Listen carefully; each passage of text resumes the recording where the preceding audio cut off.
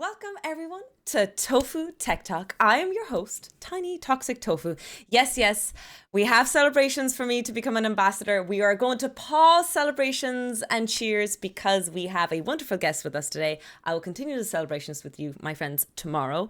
But today we have a wonderful special guest on Tofu Tech Talk, and it is the one, the only, Ultrasaurus. Please introduce yourself as much or as little as you'd like. Hello, everyone. If you don't know who I am, my name is Ultrasaurus. I'm a mixed-race Canadian streamer, and I am, as of November, a full-time streamer on Twitch. We do a lot of simulation, survival, and strategy games, and we love just talking about fun facts and science and dinosaurs as we game. My background in terms of science, I have a Bachelor of Science in Biology, where I focused a lot on animal ethics and welfare, which was not at all my intention when I went to school at all. But yeah, no, I love science. I love biology. And I have, like, Tofu, just such a huge admiration for you with what you do with physics because, gosh, I appreciate physics. My brain is not physics oriented, though. And that was actually what made me realize I was actually trying to become an engineer. And I took a physics course and I was like, I don't think Jump we're ship. doing this. Abandon ship. Yeah, no, exactly. Fair enough. So your degree, and you did, you focused on animal welfare ethics, but your degree was in, you said biology and something else. Correct. What was it? Oh, just biology. General biology. Okay. Yeah. So animal welfare ethics. I would like you to know that my community, my subscribers and anyone who supports me on the stream, they're called lab rats. And we have emotes called, lab rat emotes.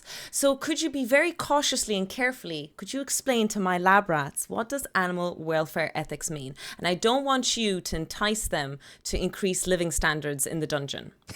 Please continue.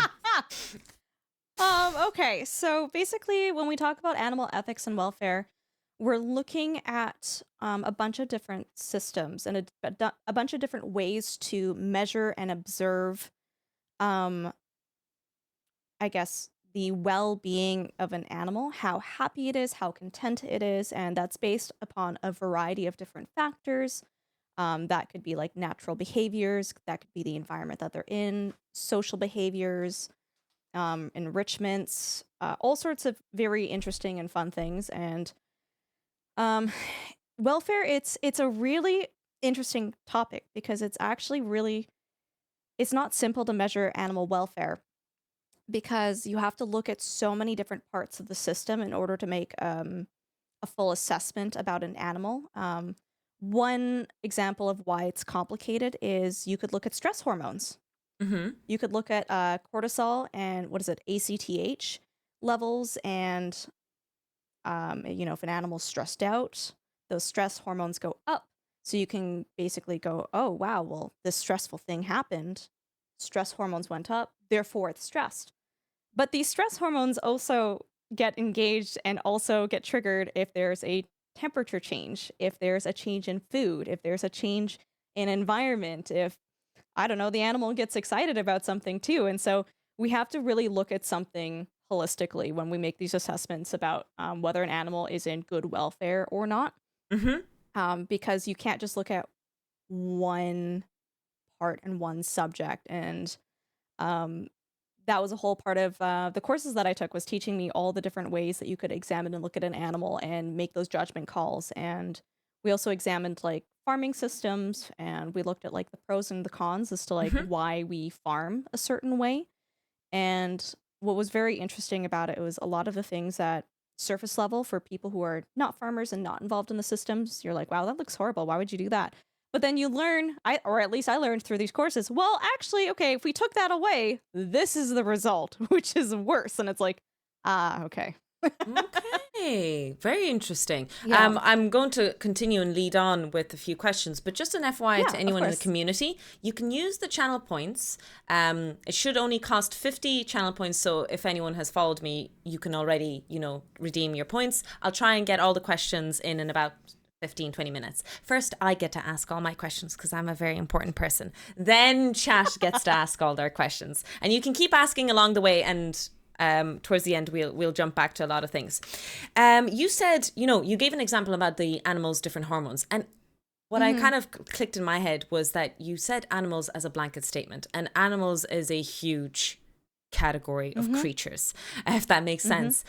So when you do Absolutely. your research and your work and all your studies, were they in a certain, because you mentioned farm animals, for example, was it in farm animals specifically, or was it across all mammals, or?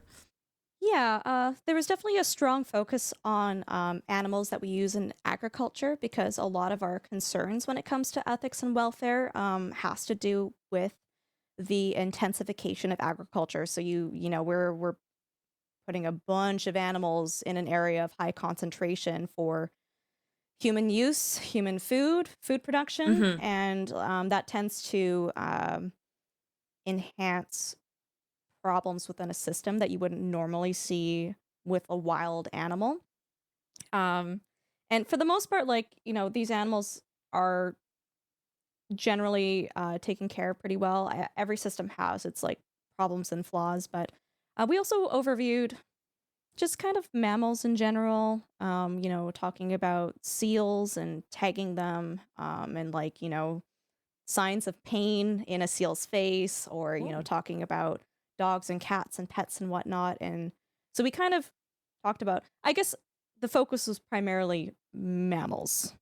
Um, there are, signs of stress in, reptiles and other such animals, but for the purposes of these courses, it was definitely easier to learn and to teach these. And we have just more knowledge on what stress looks like in mammals versus other creatures. Yeah. As certain creatures, for example, we were both on Science's stream of women in STEM in this month. Hmm. Science works with ants, and it might be very difficult to measure stress levels in ants in comparison to dogs and cats. You Yep. mentioned talking about the ethics of animal welfare, and I suppose I Hmm. want to probe and see, is the conversation or the discussion, the discourse around animal ethics more philosophical than anything else, or is it biological? Um, Ethics is definitely more philosophical, and I mean, as anyone who deals with ethics, there's really no right or wrong Mm-hmm. answer, black and white. There's a lot of gray area, and um, in our courses, we were made to feel very comfortable with having different opinions and thoughts about things. Like, we were really encouraged to share our viewpoints and thoughts on certain things, like trophy hunting in Africa, which is like really awful, but it's like it's not a simple right or wrong sort of situation. There's like pros and cons to actually having these like trophy hunting conservations in Africa. Oh, Um, mm-hmm. So yeah, definitely the ethics part was more philosophical, if anything, but more conservation oriented, less kind of like direct biology. okay. Interesting. Mm-hmm. Oh, I was too warped into listening to the answer. All right, slowly going through the questions. We've only just two logged in, so if anyone wants to ask questions as we go along, make sure to do so. But the first question is, why? Great question, Melio. And Frizerp asks a very important question. Frizerp asks, what is your favorite dinosaur and why is it a Brontosaurus? It's not the Brontosaurus. The Oh, Brontosaurus is not a dinosaur. oh. It's so this is People can agree or disagree with me. Sorry, this is a bit of a long-winded thing, but Yeah, let's essentially go. the Brontosaurus was a species of dinosaur that was put together during the fossil wars, which happened, I can't remember how long ago. It was a while ago, but these Yes. two paleontologists were like competing against each other to figure out who could discover the most amount of dinosaurs and fossils, and they bungled a lot of specimens and did a lot of really bad science, and they basically found an apatosaurus body, Okay. and one of the guys was like, it's a new dinosaur, and they didn't have a skull, so they popped a brachiosaurus skull on it, and they were like, that's the brontosaurus. Mm-hmm. Oh, is that what happened? A Brachiosaurus head and an Apatosaurus body. Yep, Did they have any exactly. logical system behind popping the Brachiosaurus head on it? Like, was it close by, or was it actually like It just controversial what they looked did? just looked better in a museum, I guess. I don't know. Oh. Interesting. That does sound a bit. But through later analysis, paleontologists were like, actually, this is an Apatosaurus. Like, this already exists. This isn't its own species. And the reason why I say it's controversial is because there was a study that came out in, I think it was 2000. Oh goodness, 2016. That makes me really mad. And Tofu, you know better than everyone else that you can't just take scientific papers at face value. You need to read them and assess, like, okay, what did you do? What was your procedure? How did you do this? And they basically, this paper's focus was not redefining, but analyzing the phylogeny, or for everybody else, like the family tree of the Diplodocus and the Apatosaurus, which are two closely related sauropods, long-necked dinosaurs. And that was their thesis, was just to re-examine it. And then randomly in their discussion, they were like, and we discovered that the Brontosaurus is a dinosaur. And it's like, huh? Okay. That wasn't even a part of your thesis. Like, where did that come from? So if other scientists, paleontologists want to come out and do some more research and confirm that, then sure, great. But I'm not sold on that one paper where that wasn't even the point of the paper to core begin with. discussion. Okay. I suppose that kind of leads into our discussion of dinosaurs. We must guess and take a wild guess that your name is somewhat associated with the dinosaur Ultrasaurus. Maybe. It is. God, there's so many silly dinosaur stories. So I have a book from the, oh my God, how old is the book? 1970s, 1980s, where, gosh, the dinosaurs look so backwards in it, but very not anatomically correct. But I was always in love with the sauropods, and it listed the Brachiosaurus, and then it showed a bigger one, which was Supersaurus, and then it showed an even bigger one, which was the Ultrasaurus. And why would you not like the biggest long-necked dinosaur? Yeah. So I named my Twitch channel after that. But it's funny because the Ultrasaurus that I grew up with, that I learned to love, is not actually the correct Ultrasaurus, because the guy took too long to name it, and some other paleontologist in Asia found another sauropod and named theirs Ultrasaurus first. Oh, really? So there is an actual dinosaur called Ultrasaurus. There is, yeah. And so the one that I know that my namesake was intended for, it's Ultrasaurus was the name that he had to choose, because the other guy named his sauropod faster, even though it was a smaller sauropod. Okay. So you named it after the specific long-necked dinosaur that you loved, but wasn't actually by the end named Ultrasaurus. So you want the world to know that. Okay, so that leads into the kind of final train of thought there. What is your favorite dinosaur? I have 3. I can't really just name one. Okay. One is the Amargasaurus. Oh God, I don't know that one. Ooh, it's cool. You should Google it. How do I spell it? A-M? Here, I will type it into chat. Thank you. Amargasaurus. There we go. Let me look at it. It is a sauropod. It's a long-necked dinosaur, but it had dual fins running down its neck to its tail. It looks so cool. It looks really cool. And it's hypothesized that it probably was either like a mating display, or it was used for like thermoregulation, or I don't know, why not both? I don't know, it's just a really cool, I just love how silly some of these dinosaurs look. My other favorite dinosaur it's got 2 names. The scientific name is the Cryolophosaurus. When you break that down, it means the icy crested lizard, because it was found in a part of the world where it was kind of closer to the polar regions. Okay. So it didn't have snow, and it wasn't like the polar regions like we know it today, but they might have had like close to freezing temperatures at some point of the year. And he's really cool. He's got like this really fancy crest on his head, and so that's why his other nickname is the Elvisaurus, because it looks like an Elvis hairdo. Elvisaurus? Yeah. You're pulling my leg. There is no, I'm serious. It's a real dinosaur. You're not kidding. Oh my days. I think I actually know of this dinosaur. I've seen it. I feel like we could have so much fun with me just telling you the names of silly named dinosaurs, and you being like, that's not a name. This needs to be a show. Oh my days. This is excellent. Perfect. Okay, and the last one. I've always just loved the Parasaurolophus. So Parasaurolophus means beside crested lizard, and it's the dinosaur. It's a hadrosaur, so it's a duck-billed dinosaur, and it has this big crest on its head.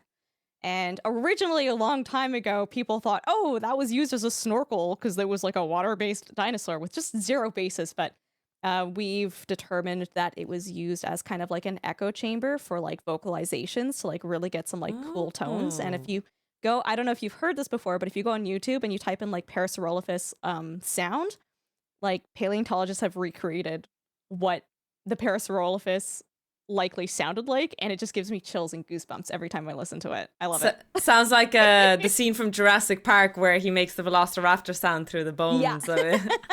Exactly. That's really cool. Oh my days. You see, I would have been very simple. I would have said Littlefoot from Land Before Time if anyone asked me what my favorite dinosaur was. Or Littlefoot is Ducky. very cute. Oh yeah, so adorable. My Ducky is a type of hadrosaur, so mm. we've got some similarities. You like sauropods, you like hadrosaurs. We like that.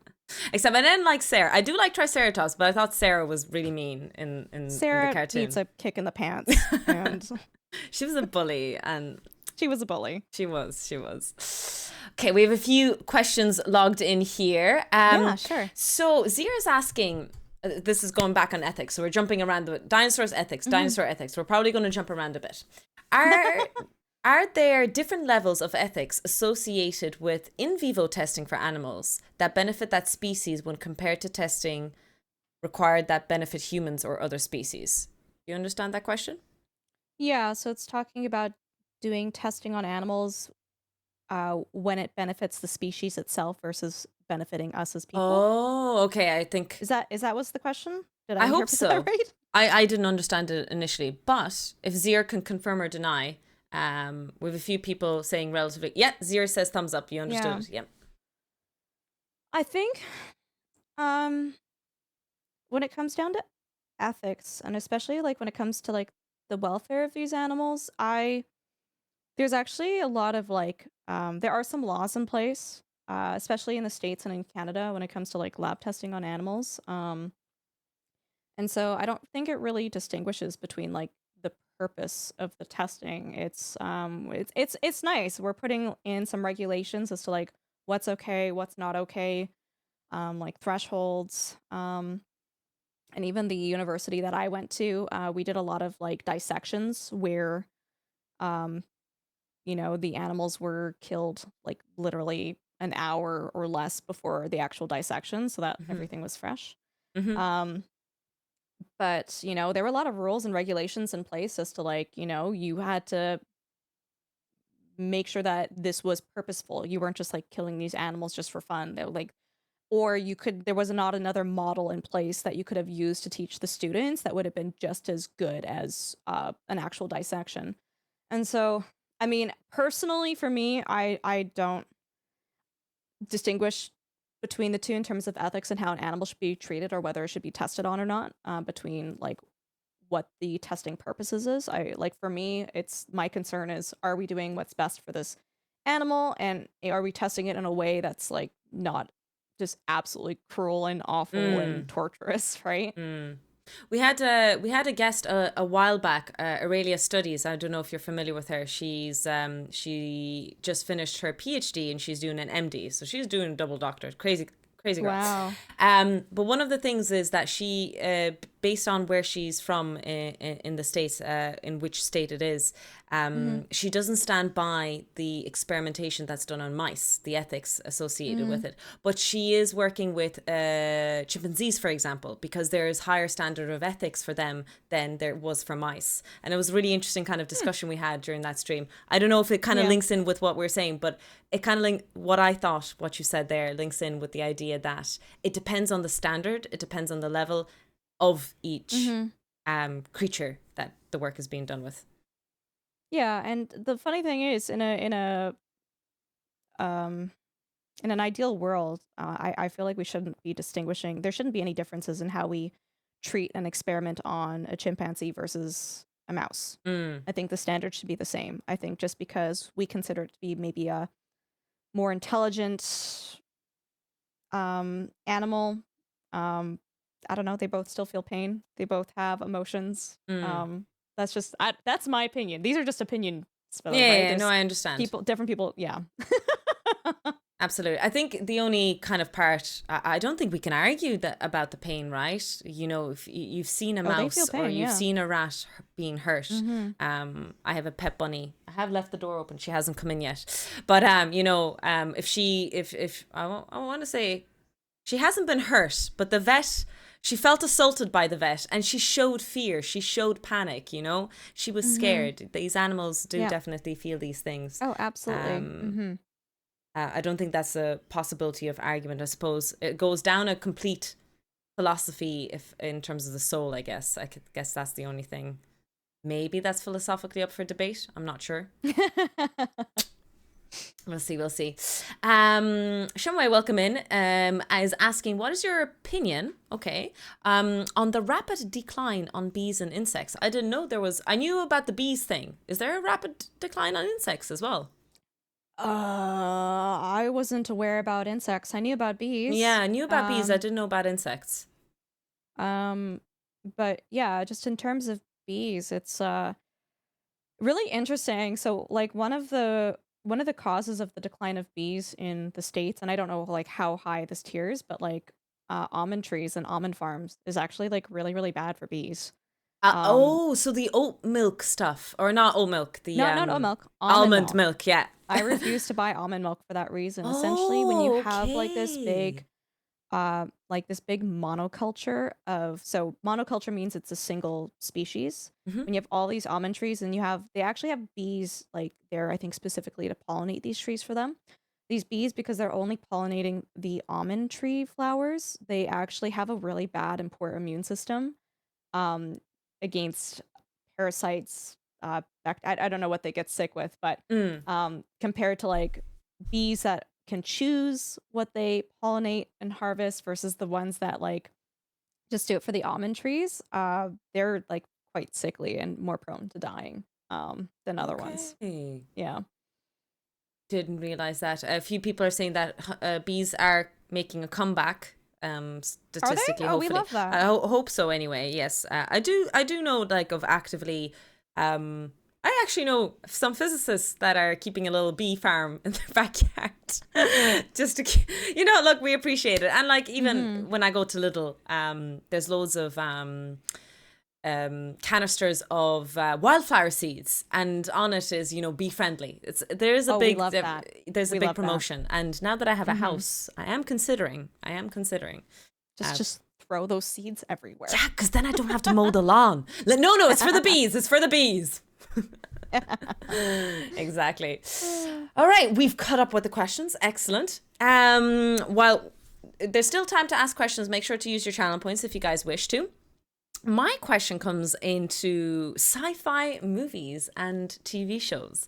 Is there any sci-fi movie, TV show, or book with anything with animals, I suppose, or anything biology, dinosaur related? Obviously, we're going to talk about something here Oh that you thought God. was really, really good and you want to comment, or the opposite, absolutely garbage physics, or sorry, garbage science in it, and you want to mention it for the crack anyway. Um, I mean, I right off the top of my head, I can mention Jurassic Park. Let's It's talk like about Jurassic really Park. inaccurate. Oh, it is. The majority of the creatures in Jurassic Park aren't even from the Jurassic period. They're from the Cretaceous period. Mm. And things like the Velociraptor. The Velociraptor is actually the size of a house cat. The Velociraptors that they have in the Oh. show are based off of either Utah raptors or Dinosaurus, a larger raptor species. I love Jurassic Park though. I don't hate it, but I think what actually really rustled me was the latest Jurassic World movie. I can't remember the name of Okay. it. But they had Dimetrodon in it, and I was just like, okay, firstly, the Dimetrodon is not even a dinosaur, it's a Oh, land is that how reptile. you And then pronounce it? I thought it was Dimitrodon. I've been pronouncing it wrong all my there life. might, I don't know, you might, I don't know, I don't I've never think heard it. that's I've only read it. This is a um notorious but problem of mine. it's from the Permian period. It's not even Okay. from the Mesozoic. The Mesozoic includes the Triassic, the Jurassic, and the Cretaceous. It's not even, it's before then. And I was just like, Mm. why are we here in the movie? Looks cool, ha! I suppose like maybe they wanted just as much as Uh, possible, what's the word? Variety in their park, yeah. maybe that's what they were going for, I suppose. Unless they specifically said, I suppose it was a dinosaur from that period. Maybe they just wanted to fill up the park, you Yep, know. maybe. You could But a include fun some chickens in there too. you could include some chickens, and yeah, actually they did show this in the later Jurassic World movies where like a lot of the theropods, the meat-eating dinosaurs, are like very likely to be feathered. Oh They did show yes, that, which that's is cool. right. Yeah. Yes. Mm-hmm. I saw some updated articles about that the pores in the bones. Correct me Yes, the on that. melanosomes. Yeah. That supposedly that proves that or supports the idea of feathers existing in a lot of the dinosaurs. Yeah. Even in the It's T-Rex, is that true? mm-hmm. Ooh, I don't know if we've again, I'm not like up to Mm. date on the latest science and paleontology, but I don't know if we've confirmed that for the T-Rex, but we're like fairly certain. Um Oh. yeah, but for those of you that don't know, one of like the biggest examples of us discovering A, that a dinosaur has feathers, but B, like even knowing what color the feathers were is the Microraptor. It's one of those fossils where it preserved the shape of the feathers on the arms and everything. It was like just kind of an imprint. And melanosomes are proteins that color feathers. And depending on the color of the melanosome, they have different shapes. And so we could actually look at the proteins are no longer there. Like over 65 million years ago, they're Yeah. gone, they're done. But we can look at the indentation of where these proteins existed and see the different shapes. And so we know that the Microraptor was mostly black and white with a little bit of red on it. Wow, that's so Super cool. cool. Yeah. So is Microraptor the only dinosaur that we know for the colors of, or is there's a few other? Or I'm sure there's more, but that's like probably one of the best, most stellar examples of where we're very sure that it looks like this. that's really, really cool. I did not know that. I am learning a lot Mhm. today. Today is a very, very major school day. After all the ethics that you studied in all your Yeah. courses and, studying animals in this way, do you have any pets and animals of your own? Yeah, I've got a stinky cat who she's actually right behind me over here. Summon the stinky I cat. live Smelly cat. in a smelly cat. I live in a small little condo, so as much as I would love to have a dog and other pets, our building doesn't allow that. Fair enough. But growing up, we actually had a really cool in elementary school. Our vice principal, who also taught, had a classroom filled with different animals, and during like, oh, I'm getting a call. Sorry. No worries. Do Um, you need to take an emergency call? All good? no, I have no idea. It's probably just spam. But you got to take these animals home over the summer break or the Christmas break, to just take care of them. And so, like, I would take home like the king snake, the corn snake. I would take home the gerbils, which is super super cool. I love that. Growing up, we had a The dog. We had lots of snakes and the fish. gerbils together? Question mark. In my home, but separate enclosures. Oh. Because we can have a whole discussion of ethics from here on in. No, they were separated. Mm. But yeah, no, I love animals. I started riding horses. I love horses. I started riding horses, my God, 13 years ago. Math is really hard. But yeah, in a perfect world, I would love to have a horse, but goodness gracious, are they expensive to have and keep. So future goals. It's definitely a rich person's sport if you really want to be in the top of any competitive kind of field. It is an elitist hobby. Yes. Definitely. They're not cheap. And the vet bills, whew. Yeah, I don't even want to think about that. Sado asks, can you ask Ultra? I like that because, ultraviolet. What color feathers did I wonder if that's a joke and I'm Postosuchus have. It's a joke, Postosuchus. yeah. Is So it? the Postosuchus is actually Oh, so the Pososuke is actually a really cool land reptile. I I know. can't remember. I think it was around during the I think it was drowned during the Permian period. I don't think it was in the Oh, Triassic, but it was actually more closely related to mammals than it was to oh, it dinosaurs. looks kind of chunky. Um, a chunky boy, yeah. I believe Yeah. it's a synapsid, um, which is what makes it more closely related to mammals, but it did not have feathers. No feathers. And he What knows that. what what does that mean that it was most more related to an mammal? What kind of mammalian characteristics did it have? It mostly had to do with the last time I took a vertebrate biology course, it was a long time ago, so I don't have the all of the information in my brain, but it Yeah, had to do sorry. with like the orientation of, I believe, the pelvic bone and kind of the shape Oh, of its skull and jaw, which is more related to mammals than it is to dinosaurs. interesting. Didn't realize. Usually, like the classical thing that we learn about mammals is fur and the birthing process, the whole milk production and everything like that. Oh, just a small thing I recently learned, completely wild, is mammals can't be green. Did you know this? There is no mammal that is green. Everybody think about it. Hmm, Someone said it and it's bothering me to this day. Is this true? interesting. No, no, we can't count the algae and sloths. I looked this up. Yes, that doesn't count. That's cheating. And Shrek, I don't know if Shrek's well, I suppose we have to ask about his reproduction system, but yeah. But anyways, yeah, No, I didn't know that. yeah, and it kind of that was really really cool.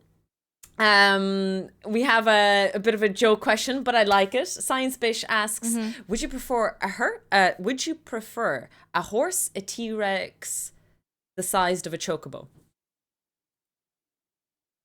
A horse or a Horse or a T-Rex? T-Rex, but the T-Rex is the size of a chocobo.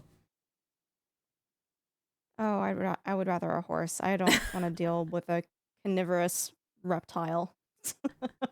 Fair enough, fair enough. I'm going to skip over Rabob's question, and Sadu is redeeming themselves with a proper question instead of a joke question. An actual question. What is Ultra's favorite period in paleontology and why? Nice question. Ooh, oh my God, why can't I remember the Cambrian period? I Okay. love the Cambrian period. It is so cool and so fascinating. It is the beginning of the evolutionary arms race between prey and predator. It is when eyes first evolved, very basic eyes. And so when we think of the Cambrian period, you think of like the Cambrian explosion because that's when we see like this huge explosion of so many different species. So you have trilobites and you have creatures like it's debated whether it was actually a apex predator or not, but Anomalocaris, which was like this big scorpion, lobster-looking, awful, horrendous thing that might have hunted trilobites. Um, I don't know. I just think it's really cool and fascinating. Like just the development of eyes. It's like okay, game on. Now we're gonna evolve into. There's Oh, so many different species of trilobites too. It's actually crazy how many there were, and that's where we can actually trace our origins as humans in the Chordata group. There is a little tiny creature called Pacaya, and it was like this tiny little worm thing, but it had a very basic notochord in it. And so because that managed to survive the Cambrian period and didn't get extinct and it evolved into something else, we're here today. okay. Is that wait? Is that the period where, as well? Oh, I always forget the term that's properly talked about this in evolution. Is that the whole idea of how evolution or evolves, things evolve in the most efficient way, as in why eyes across the board are do evolve the exact same way over time, why the mouth, things like that, that there's this idea that even if what's the word, even if evolution had to restart, there would be definite things that remain the same. Is that the I same thing I'm actually thinking don't about? know. Yeah, I see what Convergent you're saying. I evolution. actually don't know about that. because I don't think they actually taught us that I actually Okay. took a course on the Mesozoic, and I took a course on the evolution of life as well too, and they didn't mention that. So, or maybe I didn't pay attention. Who knows? No, probably no. It's probably on my end. No worries, no worries. And my community did correct me on the convergent evolution Oh, topic yeah. there. So convergent evolution is the reappearance of certain traits throughout different animals that are unrelated. So that would be like how birds have wings and bats have wings.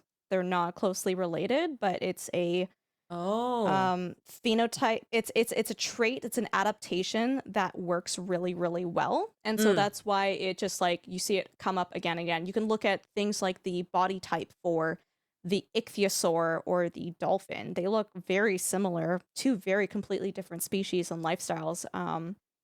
But because that sort of torpedo narrow, sleek body in the ocean works, you see it again. And then there's mm. actually a really fun word, and I can't remember the name of it, but it's the reappearance of crabs independently. Crabs? Multiple, I think it's yeah, five. They've independently evolved 5 times throughout, or more than that, throughout Earth's history. So, so like crabs have re-evolved over, but it's not like Yeah, they. It's not separately, like separate events. yeah, separate. It's not like sharks that stayed alive for a very long time. It literally Correct. Man, the universe is saying crabs have to stick around. It's Crabs are efficient, humans have apparently. to go, crabs have to stick around. I like it. I like it. I did not know that. That's really cool. Uh, Illidan asks, what field of science have you only gotten to admire from far away that you would love to spend a week with? That's a very interesting question. Paleontology. Oh, 100%. I love paleontology. I think if I were someone, I don't like traveling that much. I don't want to work outdoors in the sun. wait, why would you do And paleontology then? no, but that's what I'm saying. Like Oh, if I okay, had to fair spend enough. like a week doing it more, I would love to like deep dive Fair. into it. I don't Mm, want to stop and do it for a career or like focus on it, but like fair I've enough. only ever studied paleontology from my computer or a classroom, right? Mm. So, Fair enough. Fair enough.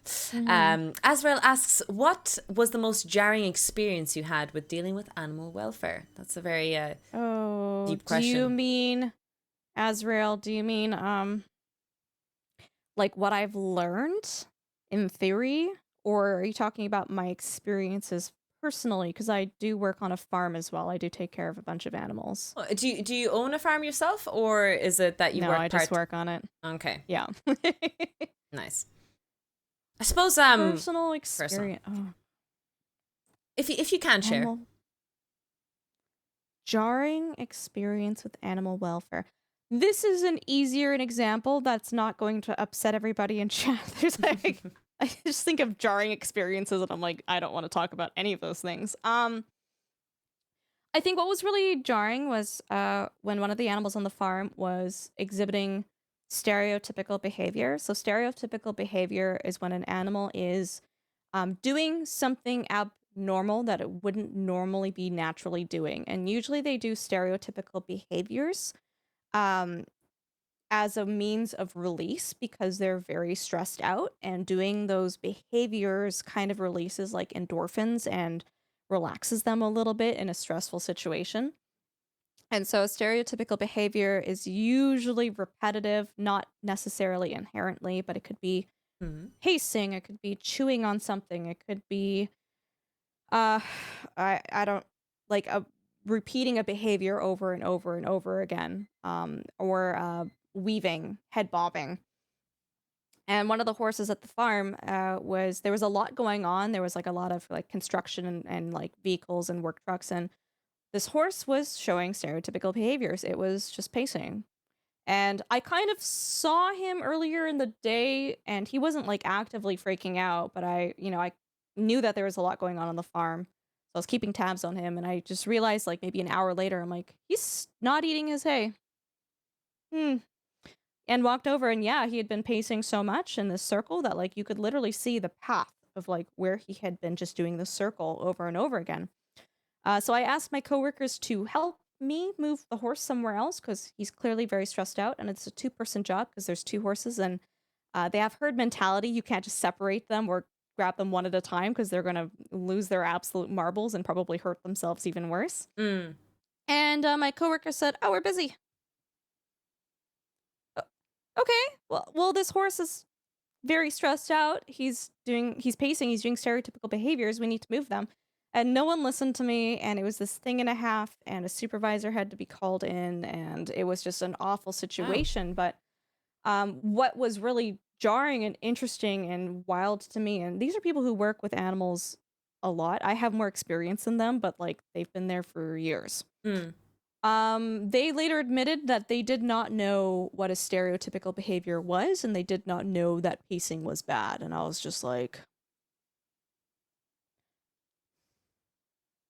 that for me, that was actually like very jarring for me and very confusing and wild. That I'm like, how do you spend so much time with these animals and you don't know what an unhappy animal looks like? But apparently, that that's not obvious to everyone. So that was kind of a very interesting moment for me where I had to stop and realize that what might be very obvious for me in terms of welfare and the happiness of an animal might not be obvious to Yeah. others, even though I feel like they should have known. I suppose, like, yeah, you learn over time why certain animals, not why, but what's the behavior of certain animals is Yeah. considered, unhappy or happy. Usually, there are definitely things that are very obvious, or like symptoms that you can study. But I suppose a lot of working with animals is mostly based on feels, if that makes sense, that you Mm-hmm. experience, because there's definitely things that one animal could do, and then the other animal, it's not necessarily a negative thing. A very small thing Yeah. is, on the topic of bunnies, because I know a lot about Mm-hmm. bunnies, Yeah. as it's rekindled everything from my knowledge. Mm-hmm. Generally, when bunnies thump, it's because they see something in the wild and they want to alert all the other bunnies that there's something dangerous out there. Yeah. Our bunny is a sassy bitch, and she thumps us if she is like, she's not happy with us. For example, if you're sitting on the stairs on your phone, she could thump you because she's like, you know, there. So it definitely is something that you learn over time Mm-hmm. with animals, that certain animals have personalities, but there's also things that you can study, as in Yeah. like you mentioned, that the circling, different things like that Yeah. certain animals And exhibit. so, like, a good example of, as someone who's very into welfare and I understand Mm-hmm. stereotypical behaviors, and this might ruin things for a lot of people in chat, but Oh no. a lot of videos where you watch like these really cute videos of like this horse like dancing to music. Oh my Oh, god, with look, the how does ears he know how to back. dance? Well, not even the ears back, just it's stall weaving. Mm. Right? It's a animal that is not given free access to hay and food, and it is stressed out, and it is literally just like weaving its head over and over and over again until it reaches its next meal. Mm. But goodness, we play music over that and we take a video for 20 seconds and everybody loves that, right? Like, Mm. it's unless you know that, oh, that's not a normal behavior for horses. People just think, oh, cute video. And there's a lot of videos and things out there where it's just like, that's not a happy animal. And Mm. it's, you go through the comment section and it's hard to see that everyone's like loving it, but you're not gonna type something in and comment because A, it's, you don't argue with the internet, but B, people are gonna be like, oh, aren't you a party pooper? No, no, you're absolutely right. The animal welfare isn't Yeah. taken too seriously. There's definitely like posts on social media all the time that some Yeah. people think it's funny, like dressing up animals and things like that. I know to a certain extent it can be harmless, but sometimes there is stress symptoms and people don't see it, or Hmm. notice it. On a bit of a Yeah. lighter note, Stout is switching the topic. Is it true that hedgehogs were already around with dinosaurs? Were hedgehogs around? No, I don't think so. We had mammals. There were small mammals. I maybe something. I'm not a Mesozoic mammal expert, by the way. Just putting that out there into the universe, but there might have been something that was related to, or maybe eventually evolved into a hedgehog. But like hedgehogs directly, I'm very sure no. Okay. I might be wrong. I could be corrected, but I don't think so. Rabab is asking about, do you know, I've seen those videos of where cows in the field have brushes, you know, those hard yard brushes that they rub themselves against, is asking if there's something like that for horses or other animals. If I could jump in, like we groom horses, we do brush them for sure, but I don't know if I have anything out in the paddock for them to scratch themselves with, as far as I know. Yeah, horses, or just even a lot of the like farm animals, mammals, you can kind of give them all the same toys and they all like it. And you got to remember too, animals are like us. They are very individual. One cow might like this and another cow would be like, I don't care about that. But um, I would definitely say scratchers, brushes are good for like most farm animals. They Yeah. all love it. They all have places that they can't reach. As you would know, tofu. When you're grooming and you Find that we good call it spot. the sweet spot, and they let you know, ooh, that's really good. But yeah, like you can give them jolly balls. You can give them sometimes you give them like fun little salt licks that are flavored so they get their salt intake. But you tie it on a string so it's hard for them to they have to mouth around and get it. You could stick carrots into a treat ball. Like there's all sorts of things that you can do for animals, or even like just even chickens. Chickens love enrichment too. I love making Oh. little treat balls for them. God, I love chickens. They're I so like fun to be chickens around. as gyroscopes. They're Yeah. great. Their heads stay still no matter what you move Yeah, them. They're it's fantastic. great, right? You don't need a GoPro, team. You don't need to spend money on a No. GoPro. You need a chicken. That's what you actually need. Attach a camera on Yeah. the head. Perfect. Well, as we're approaching towards the end, I think thank you for the co-op stream. Can't hang though. Okay, fair enough. What I will say is there anything you'd like to finish off that we didn't hit a topic on? Is there anything that you'd like to discuss, whether it be about animal ethics, dinosaurs, or even your Twitch stream? Is there anything you'd like to chat a little bit about? Anything to look forward to? Oh wow. I would just say in general, for anybody who's like interested in science, interested in like post-secondary education, or just even wanting to like maybe not even get a degree, but like just like further your knowledge. I highly encourage everybody to do so. There's actually I haven't taken any courses on it, but there's like a website called Coursera, and you can take fun Mm, courses on like all sorts of different subjects, and yeah, some of them are free, some of them you have to pay for them, but there's like couple of them on dinosaurs that I've been interested in wanting to take. There's a variety of things, and so I encourage you guys, like, if this is cool stuff, you guys like learning about this, like nurture that, learn some new things, right? But absolutely. yeah, no, I'm just as a statement, I'm really grateful to have this platform on Twitch to be able to talk about science and share things about science. And um, I'm by no means for animal ethics and welfare. I feel like that's what I have the most expertise in. But all the other fun things like dinosaurs, like I'm not a paleontologist, but I have some fun facts that I have. And Absolutely. it's really cool to be able to share this, as you would know, as you do with physics and what you do, that to be able to share this with an audience, and to just talk about something that you love and enjoy and you're passionate about, and have that platform to be able to do that, to make a difference in the world. I think that's so important, and I don't take that for granted at all, that I have the ability to do that. Something that I've always wanted to do in my life is to make a difference in the world, and I wasn't sure how I was going to do that, but I think through what I do on Twitch, I'm making a small little dent somehow. But Absolutely. with with streaming with me, the only thing that I have coming up is we're doing a charity event for the American Heart Association between like April 4th and 6th.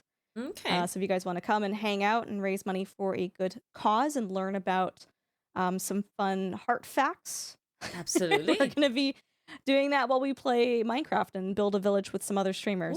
So Ooh, cool. yeah. Are they streamers that we know? Is there names in the collaboration yet that you're making public? I Not yet. don't actually have the list of who That's else fine. is joining, but I'm a part of the management group Phoenix Down, and Oh, so it'll okay. be a bunch of different streamers from Phoenix Down that'll be Perfect. participating. Perfect. Thank you so much, Ultrasaurus. I really appreciate you coming on the show. We really appreciate, Yeah. any and all science communicators coming out. We really do do love it. And I'm so sorry, like we had a hype train and everything else happening earlier. I apologize about that. Chat, we'll celebrate the whole ambassadorship tomorrow. Tomorrow we're having a party. But Ultrasaurus, I really do appreciate you coming in, being so kind, answering all of our questions, joke or no joke. Meme or no meme, you did answer all of them. And yeah, hopefully, you know, I will get to meet you in TwitchCon. That'll be really, really exciting if I get to meet some people. Yes, I hope to meet many, many new people for my first con, not just first Twitch con, but my first con ever. I'm looking forward to it. What I'm going to do is, so much fun. Thank you to all my followers, my friends. There was a shout out for Ultrasaurus, perfect timing. Also, if you hover Ultra's name in the title, it'll actually give links to other social media as well. So make sure if you want to follow her on other stuff.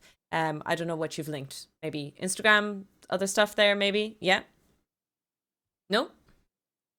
I'm assuming you've linked stuff in Twitch directly as well. Oh, yeah? yes. Yeah. I have. If you want to follow us, no worries. If you want to follow Ultrasaurus on all those social medias, we are going to go to the ads page and I'm going to pick a raid target.